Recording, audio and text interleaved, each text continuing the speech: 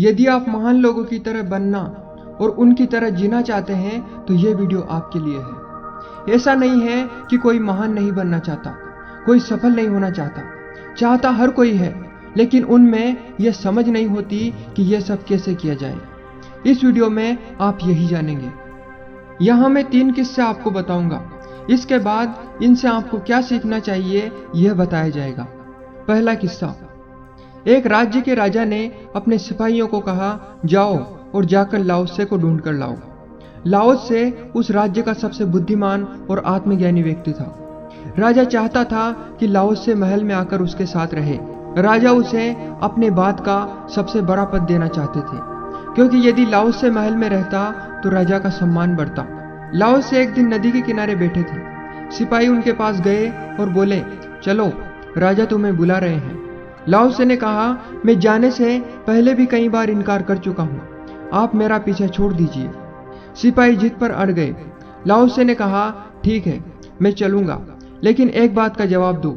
मैंने सुना है कि महल में एक कछुआ है जो कि मर चुका है, लेकिन उसकी ऊपर की खाल पर सोने की परत चढ़ाई गई है और हर साल उसकी पूजा की जाती है। क्या यह बात सही है? सिपाही ने कहा, यह बात सही है।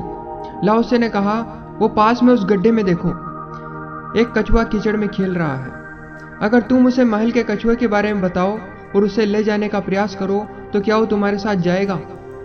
सिपाही ने कहा, अगर उसमें अक्ल होगी तो नहीं जाएगा, क्योंकि उसे खुद को सोने में जड़वाने के लिए मरना होगा।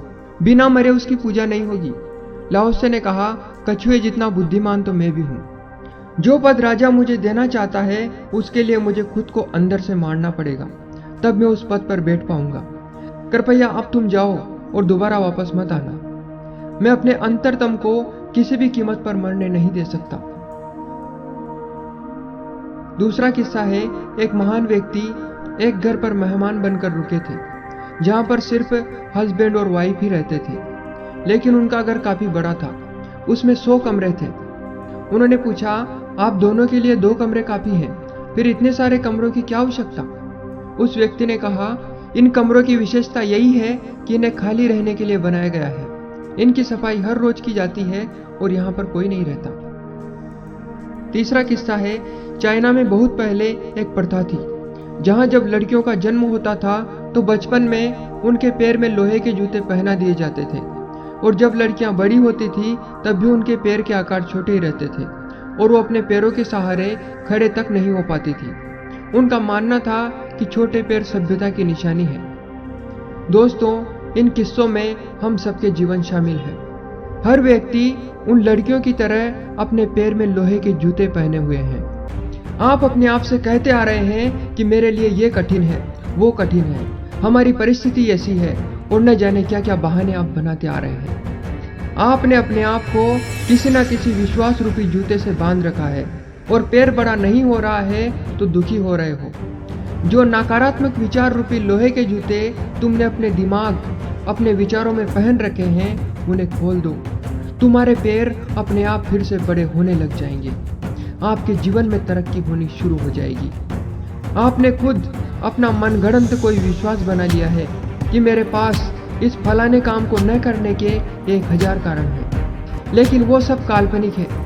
ईश्वर ने आपको इतनी शक्ति दी है कि आप पृथ्वी पर जो चाहें वो प्राप्त कर सकते हैं, लेकिन आप अपनी आंखों पर हाथ रखे हुए हो और सोच रहे हो कि दुनिया में प्रकाश नहीं है। हाथ हटाओ, प्रकाश हो जाएगा। फिर से मेहनत शुरू करो, सब हासिल हो जाएगा। कुछ लोगों की मानसिकता केवल उस हस्बैंड वाइफ की तरह है जिन्हें सिर्फ पैसे कमाकर 100 कमरे बनवाने हैं। 100 कमरों का क्या करोगे?